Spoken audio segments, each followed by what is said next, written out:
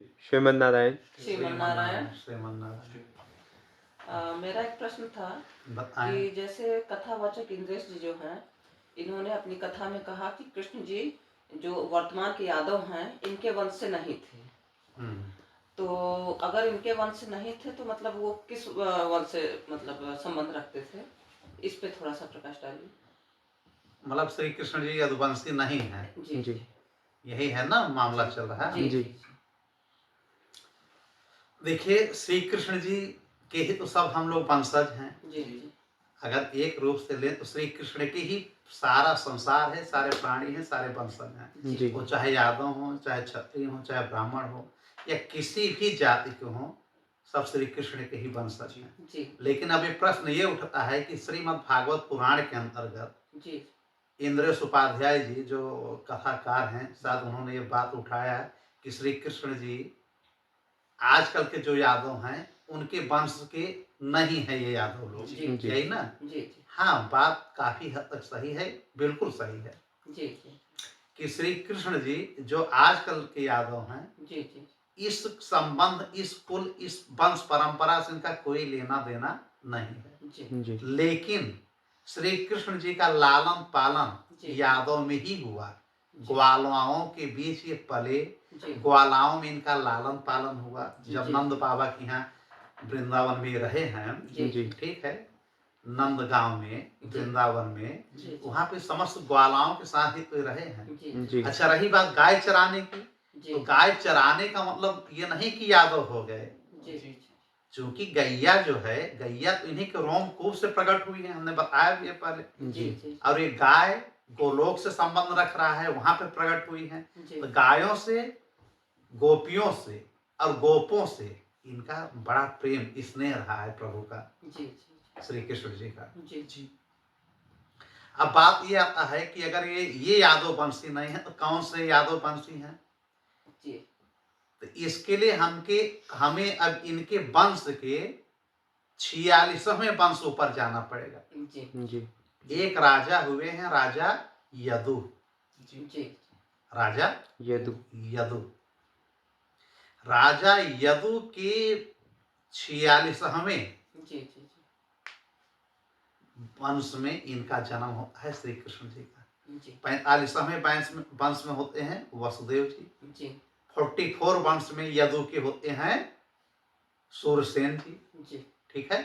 तो कहने का मतलब है कि राजा यदु जो थे वो क्षत्रिय थे, और यदुवंशी होने की वजह से भाई जो राजा होता था उसी के नाम से उसका राज चलता था।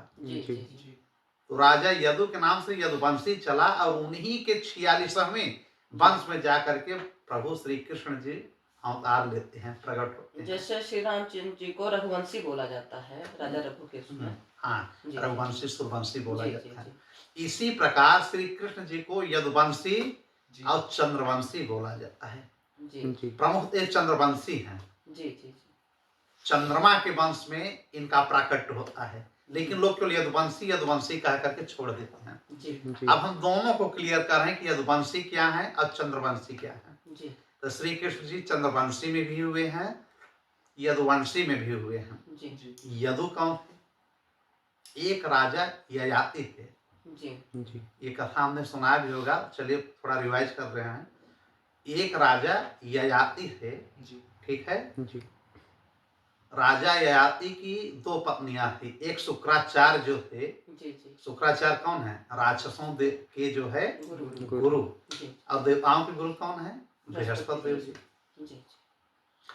तो उनकी बेटी देवयानी थी, उनसे इनकी शादी हुई, राजा ययाति की। और उनकी एक सहेली थी शर्मिष्ठा, जो राजा वृषपर्वा की लड़की थी।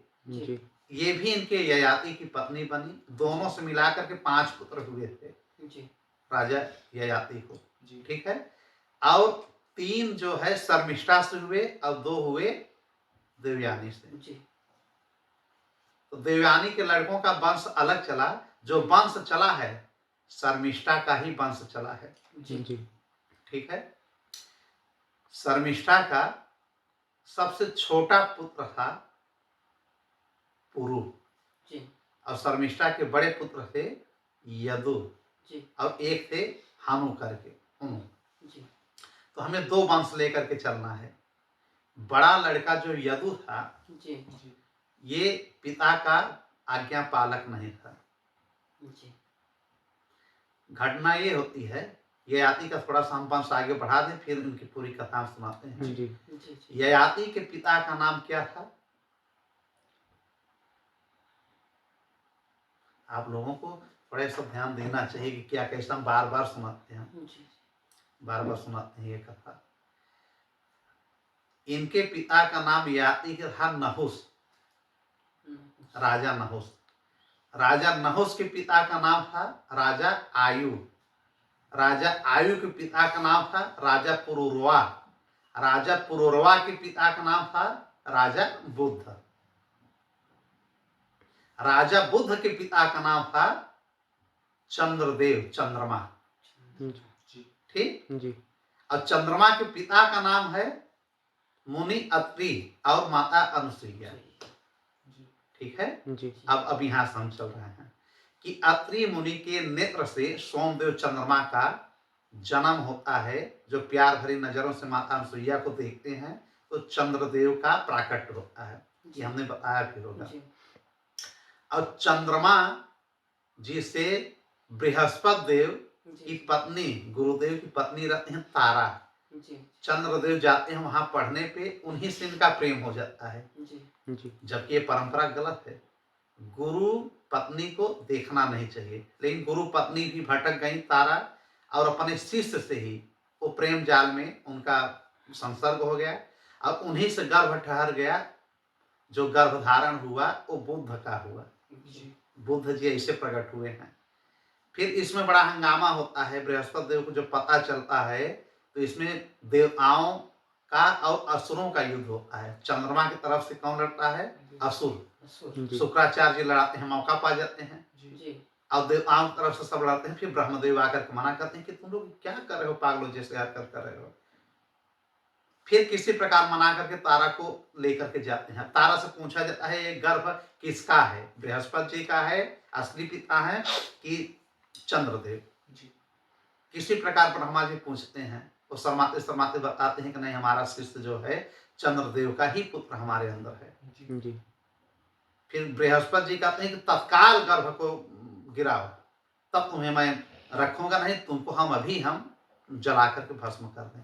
फिर तारा अपने योग अग्नि से गर्भ को जो है बच्चे के रूप में प्रकट, बच्चा निकलता है। उस बच्चे का नाम पड़ जाता है बुद्ध। क्योंकि बहुत शर्माती हैं, संकुचाती हैं। इतना पूछने के बाद देवताओं को ये बताती नहीं है कि किसका लड़का है। ब्रह्मा जी ने बहुत कोशिश किया।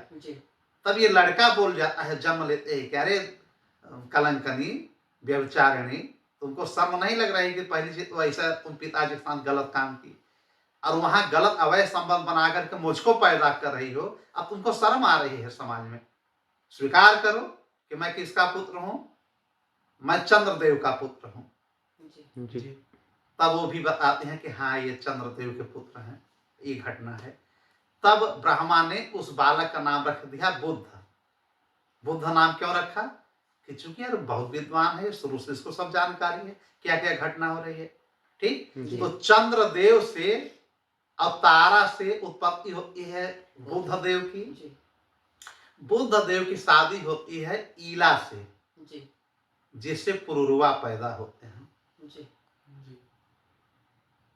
ठीक है जी पुरुरवा। अभी ईला कौन है? इसकी भी एक कथा है कि राजा सुधुम्न, जो कि मनु और श्रद्धा, मनु इनके पिता का नाम था और श्रद्धा इनकी माँ का। मनु सोच रहे हैं कि हमको जो है लड़का हो और इनकी माँ सोच रही थी लड़की हो। उन्होंने पूजा कराया यज्ञ कि लड़का हो, और जाकर के ब्राह्मणों से कहते हैं कि ऐसा मंत्र पढ़िए कि लड़की हो, तो लड़की पैदा हो जाती है। ईला नाम पड़ता है।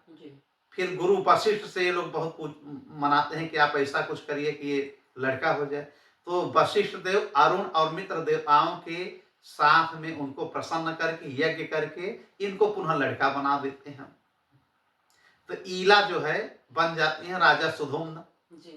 राजा सुदुम्न की हमने कथा सुनाई होगी। जी जी एक बार चले जाते हैं जो है सुकुमार वन में, जो बहुत उपवन अच्छा रहता है, वो पार्वती माँ का और शिव जी का उपवन रहता है। जी वहां पे जाते हैं, जितनी सेना जितना घोड़ा ये जाते हैं, पुनः सब लड़की बन जाते हैं। जी क्योंकि वहां पे वरदान दिया है शिव जी ने पार्वती माँ को कि इस वन में जो आएगा वो लड़की बन जाएगा, स्त्री बन जाएगा।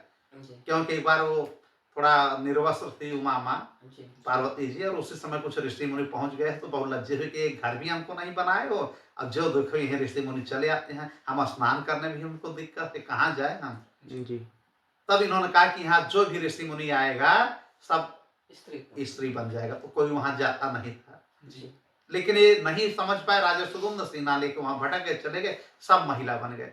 और जब महिला बन गए, स्त्री बन गए, तो बड़े सुंदर हो गए। तो एक समय राजा बुद्ध अब बड़े हो गए थे, इनको देख करके मोहित हो गए, जी इनसे शादी कर ले। इन्हीं से जन्म होता है राजा पुरूरवा का। जी राजा पुरूरवा कहाँ के रहने वाले हैं? प्रतिस्थानपुरी। प्रतिस्थानपुरी कहाँ है? झूसी को कहते हैं, जो हमारे प्रयाग में है। जी जी जी ठीक है, यहाँ के राजा थे, इलाहाबाद के, प्रयागराज के। जी तो फिर इनकी शादी होती है किससे? उर्वशी से।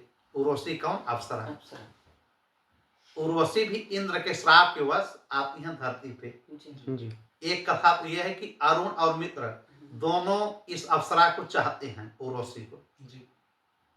जब इनको नहीं पाते हैं तो क्रोधित होकर के कहते हैं जाओ, तुम श्राप दे रहे हैं, तुम धरती पे रहो, काफी समय तक रहो। तो ये कहती हम ऐसे कैसे रहेंगे प्रभु? तो कहते हैं कि यहाँ का जो सबसे बड़ा राजा होगा, जाओ पुरूरवा तुमसे शादी कर लेगा। जी तो राजा पुरूरवा से उर्वशी की शादी होती है। देखिए अभी वंश से हम लेकर के आ रहे हैं, जी जी ठीक है। अब पुरूरवा से जब शादी होती है जी तो पुरूरवा से ये शर्त रखती हैं कि मेरे 3 शर्त है उर्वशी, मैं शादी तो कर लूंगी। जी एक एक मेरे 2 मेमने हैं, इसकी रक्षा तुम करोगे, कोई चोरी न कर पाए, भेड़िया भेड़। और एक की घी का हमेशा हमको, देसी घी का हमको हमेशा पकवान खाना खिलाओगे, पूरी सब्जी जो। जी और एक ये कि नग्न अवस्था में मैं तुमको कभी न देखूं, रात्रि के बाद। जी हमारे साथ तो कोई बात नहीं, लेकिन अन्य अवस्था में कभी मैं तुमको नग्न न देखूं, कपड़े में ही देखूं। उन्होंने मान लिया। तो काफी समय तक ये लोग साथ में रहे। जी फिर इंद्र को जरूरत पड़ती है कि यार उर्वशी नहीं है, बहुत जरूरत है। तो गंधर्व लोग आते हैं रात्रि के समय और चुरा करके इनके मेमने को चले जाते हैं, दोनों मेमने को।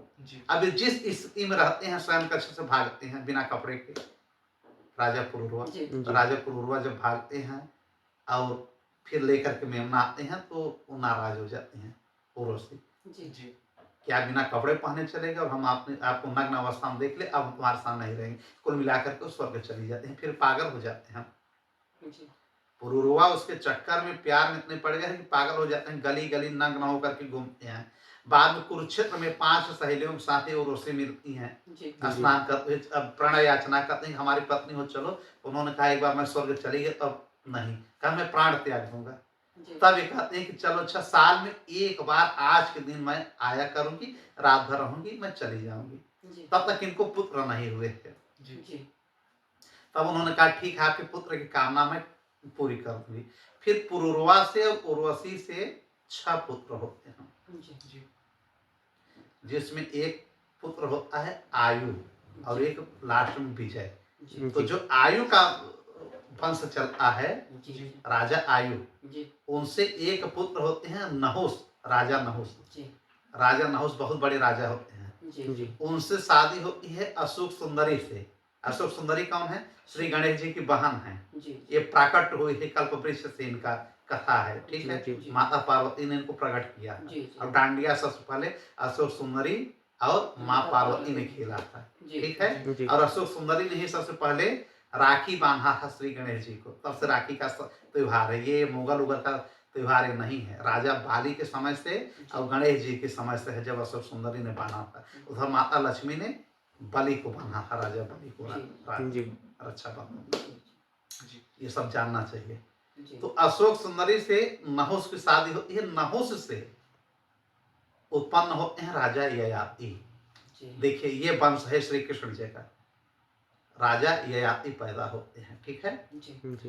नहुष से एक बार इंद्र भी बने थे। जी जब इंद्र जी को ब्रह्म हत्या लगी है तो उस समय पद खाली हो गया था। जी तो देवताओं ने, ऋषियों ने राजा नहुष को, चूंकि ये अशोक सुंदरी के पति थे, जी इनका आना जाना देवलोक में था, इनको कुछ समय के लिए इंद्र के पद पे आसीन कर दिया गया। जी लेकिन ये राजपाट करने के बजाय इंद्र की पत्नी के पीछे लग गए, सची के। जी सची ने कहा नहीं, तुम्हारे पति नहीं हो। ये जबरदस्ती करने लगे। फिर उन्होंने एक चाल खेला कि सप्त ऋषियों के साथ तुम इतने समय भोर के वक्त मेरे पास अगर आ जाओगे तो मैं तुम्हारी हो जाऊंगी। अब बहुत दूर जाकर के बैठ गई। इंद्र और बृहस्पति देव ने ऐसे युक्ति बताई कि उन्होंने यही कहा। जी नहुष तैयार हो गए।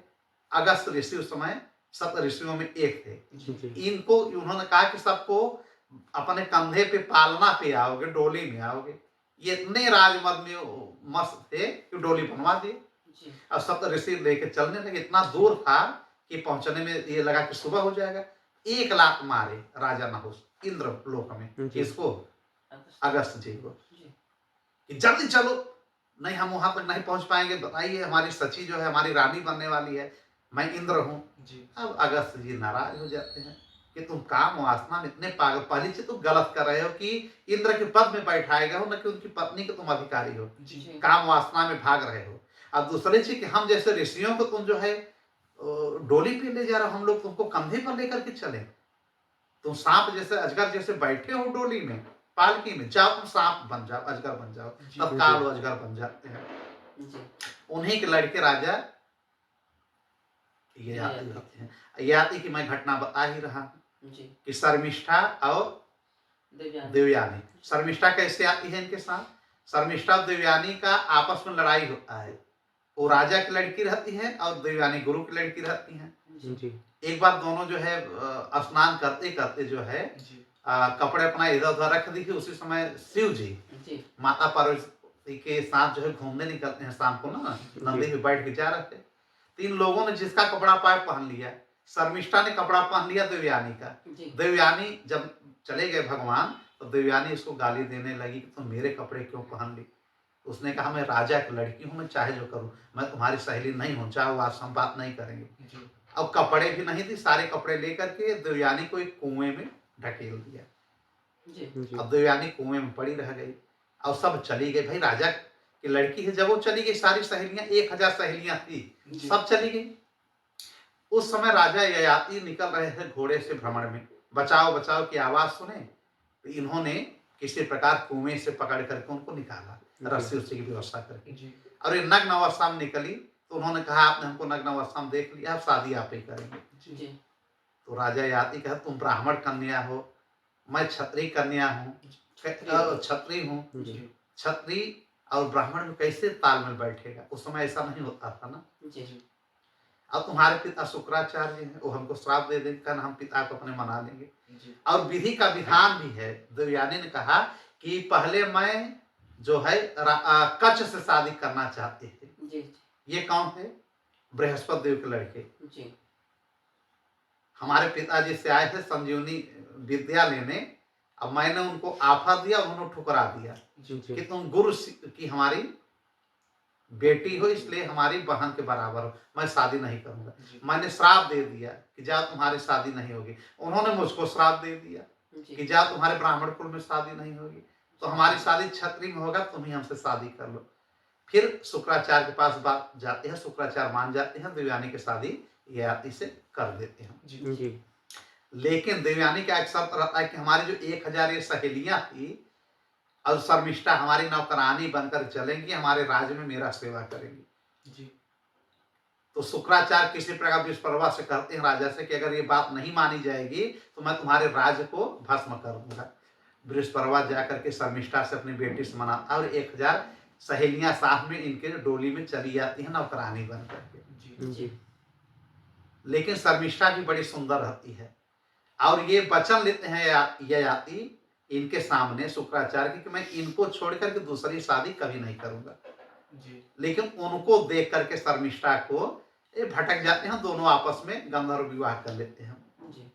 इनके 3 लड़के हो जाते हैं, 2 लड़के जैसा बताया कि देवयानी के। जब देवयानी को पता चलता है कि यार इन्होंने शादी कर लिया है, वो भी हमारी नौकरानी से, तो जा करके अपने पिता से कहती हैं शुक्राचार्य से। जी और शुक्राचार्य बुलाते हैं और गुस्से में जो है अपने दामाद को श्राप दे देते हैं जी कि तुम बूढ़े हो जाओ, तुम्हारी जवानी किस काम की, जो हमारी बेटी के न होकर किसी और के हो गए, और हमसे तुमने वादा किया था। जी ये तत्काल बूढ़े हो गए राजा याति जी और रोने लगे, क्या हमारे ससुर हैं, हमारी इच्छा भी भरी नहीं थी, हमको जवानी वापस करिए। उन्होंने कहा हमारा श्राप वापस नहीं होगा, एक चीज है कि आप किसी को अपना बुढ़ापा दे करके उनकी जवानी ले सकते हो। जी तब 1000 वर्ष तक के लिए इन्होंने कई लोगों से मांगा कि हमारी बुढ़ापा ले लो, अपनी जवानी दे दो।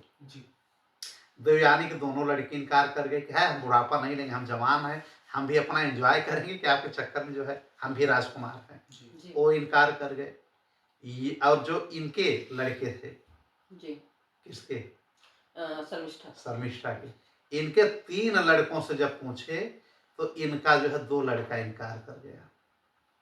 बड़ा लड़का यदु के पास पहले गए।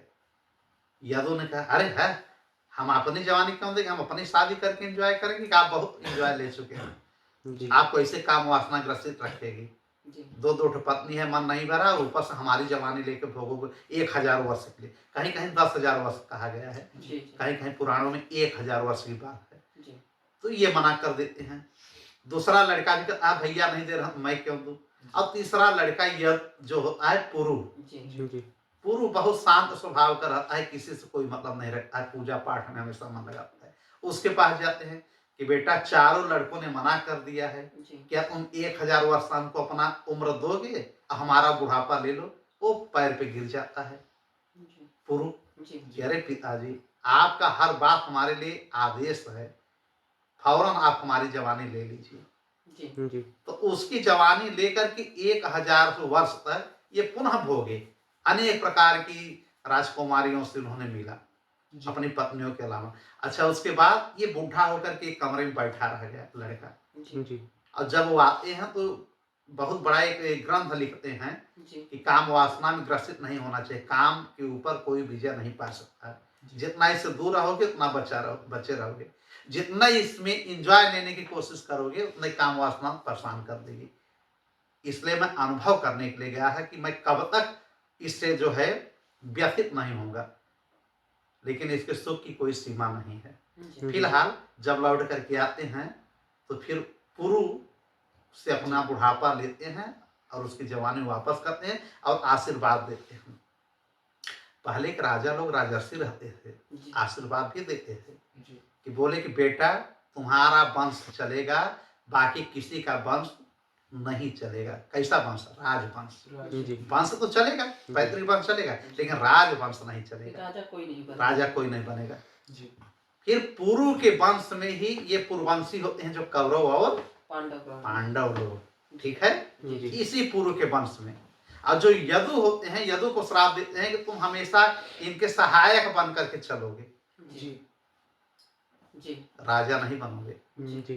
तो इसी यदुवंश, यदु कौन है? अब क्षत्रिय है ना, राजा याति क्षत्रिय है, तो यदु क्षत्रिय है। अब इन्हीं क्षत्रिय के 32वें वंश में राजा सत्वकर होते हैं, सात्यक होते हैं। ऐसे करके 46वां जब वंश चलता है राजा यदु का, राजा यदु क्षत्रिय है ना, समझ लीजिए। तो जब इनका चलता है 46वां पीढ़ी, तब श्री कृष्ण जी प्रकट होते हैं वसुदेव और देवकी के गर्भ से। कहाँ पे? मथुरा में, कारागार में, जो कि कथा आप लोगों को मालूम ही है कि सारी लीला रचते हैं। तो ये बात सच है कि वहां से फिर ये गए नंद बाबा के यहाँ, ग्वालों और यादवों के बीच ये इनका लालन पालन हुआ। लेकिन अगर इनके हम वंश परंपरा की बात करें तो पूर्णतः ये यादव नहीं है, ये क्षत्रिय हैं। श्री राम जी भी क्षत्रिय हैं और ये भी क्षत्रिय हैं, यदुवंशी।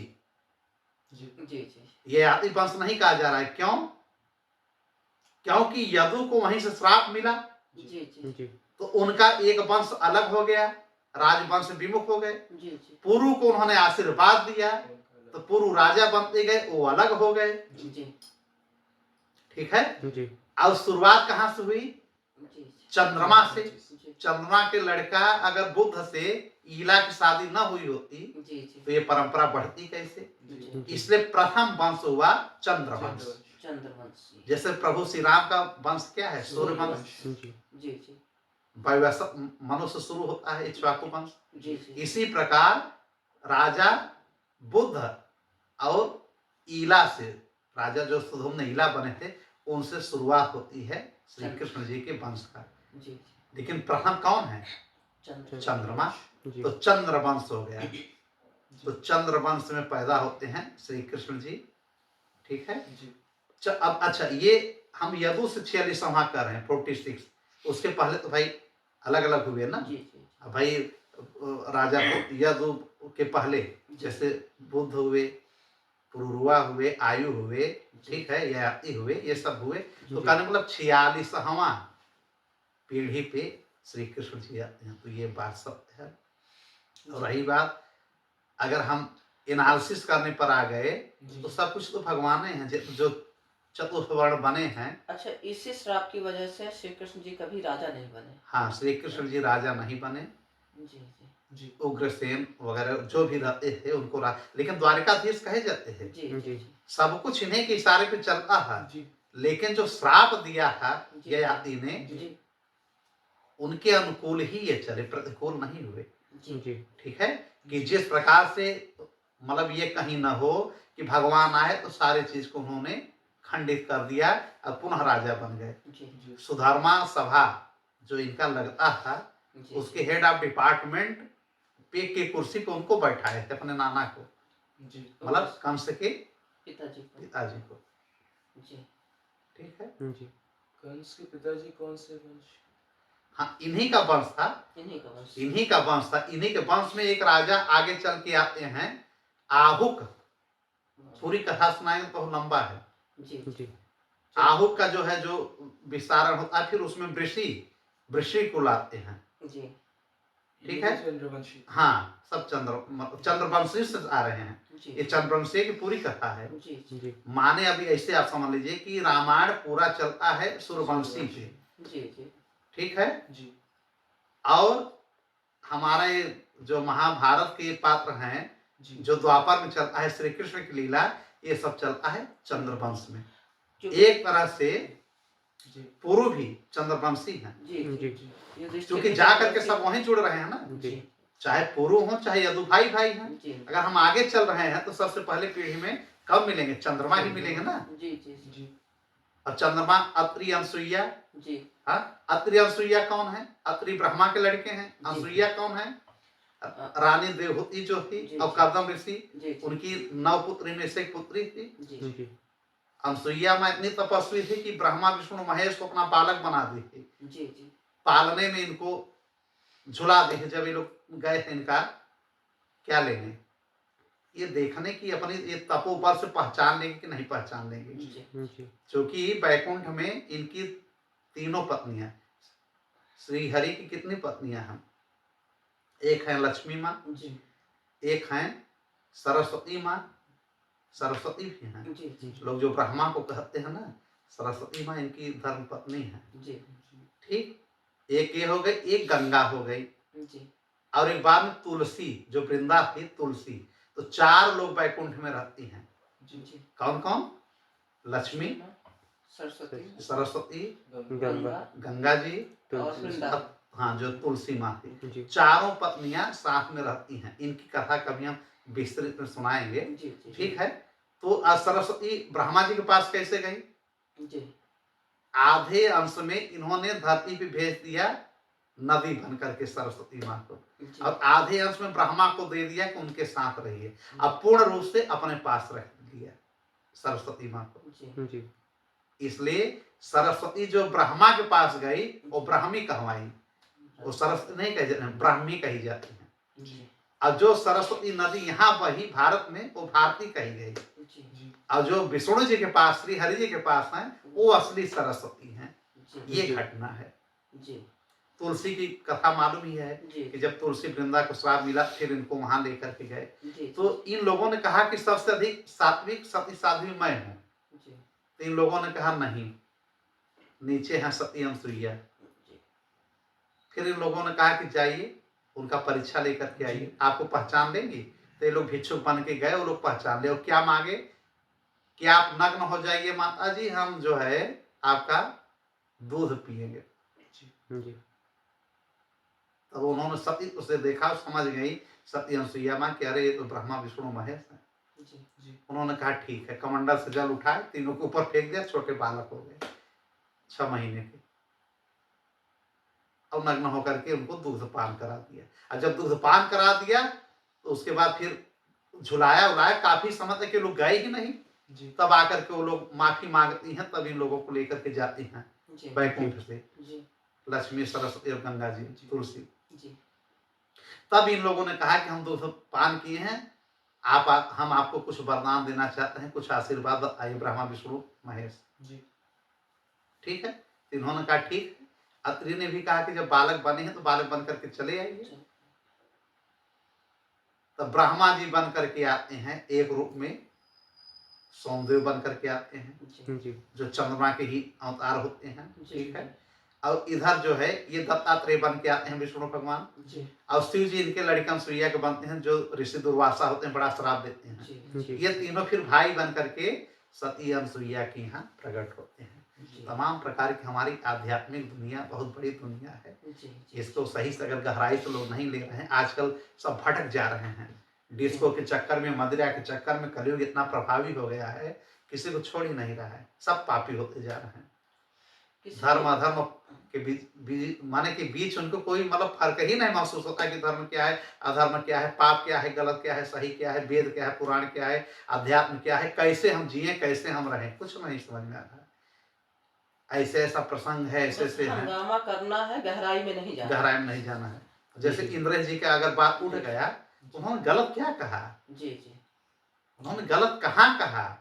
श्री कृष्ण जी जो यदुवंशी थे, यदुवंशी का भी नाश हो गया ना।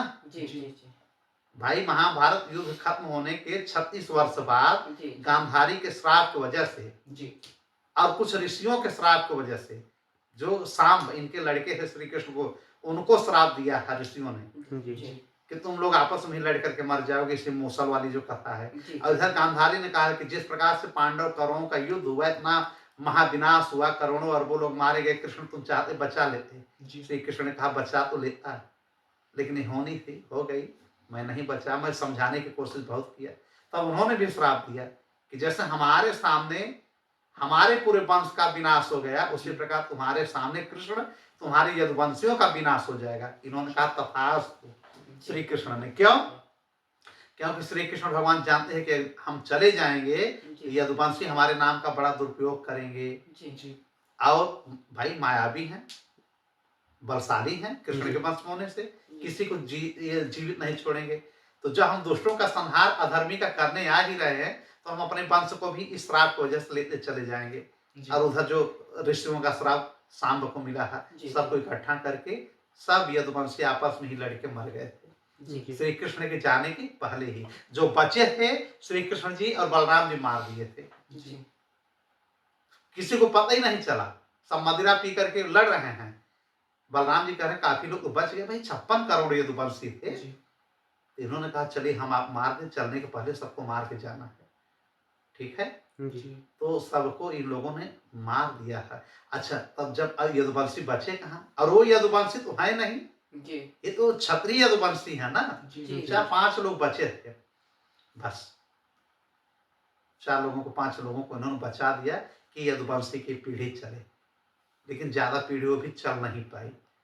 अगर जो चली वो क्षत्रिय वंश कहा गया, चंद्रवंशी क्षत्रिय कहा गया। तो यही चीज उन्होंने कथा में प्रसंग में कहीं उठा दिया होगा। लोगों को तो केवल राजनीति चाहिए, ज्ञान से किसी को मतलब है नहीं, ज्ञान से किसी को मतलब नहीं है। तो हम एक लाइन में अगर कहें तो हाँ, ये बात सही है कि श्री कृष्ण भगवान यदुवंशी क्षत्रिय राजा के 46वें वंश में पीढ़ी में प्रकट हुए थे। ठीक है, उसके बाद 47वां चला इनका प्रदुम्न का, 47वां चला इनका अनिरुद्ध का, फिर ब्रजनाथ का चला। लास्ट में सबसे इनके राजा ब्रजनाथ थे, जो राजा परीक्षित के साथ राजा बने थे।